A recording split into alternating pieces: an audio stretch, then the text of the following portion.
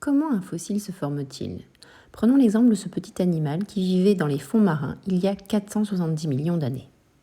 À sa mort, l'animal repose sur le fond marin. Progressivement, les parties molles de cet animal vont disparaître pour ne laisser que la carapace.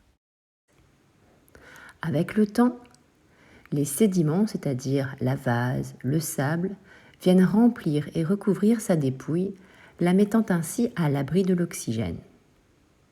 Les couches de sédiments s'accumulent et donc la pression et la température augmentent. Les matériaux se transforment progressivement en roches. Le processus de fossilisation commence. Première possibilité, la fossilisation par minéralisation. Sous l'effet de réactions chimiques, la carapace se transforme elle-même en roche. Le fossile est donc une copie conforme de l'animal original. Deuxième possibilité, la fossilisation par moulage.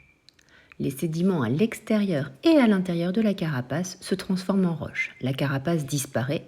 On obtient ainsi un moulage des parties internes et externes de l'animal. Par la suite, les mouvements géologiques déplacent les couches rocheuses et font ressurgir à la surface les strates plus profondes de la croûte terrestre.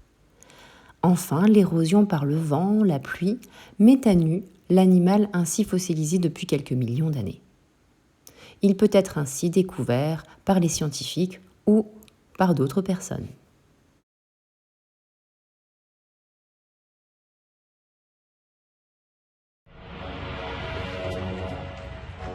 Il est toutefois rare de trouver un fossile entier.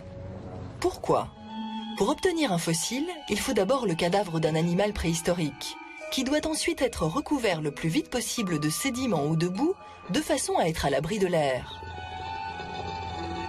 L'oxygène finit par décomposer les parties molles et il ne reste alors plus que les os. Au fil du temps, les couches se superposent. Ensuite, deux scénarios sont possibles. Scénario numéro 1, le squelette n'est pas enfoui assez profondément et remonte trop vite à la surface. Le vent et la pluie dispersent alors les os. Il n'y aura pas de fossile. Scénario numéro 2, au bout de plusieurs millions d'années, le squelette se trouve à une profondeur suffisante. Le poids et la pression augmentent, la nappe phréatique riche en minéraux s'infiltre dans les pores. Les parties dures comme les os, les dents et les écailles subissent une transformation chimique et se pétrifient. Un fossile est né. Là encore, deux options.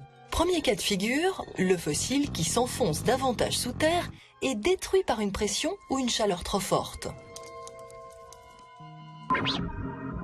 Second cas de figure, le fossile est conservé et remonte à la surface après plusieurs millions d'années. Un paléontologue passe par là et trouve son bonheur.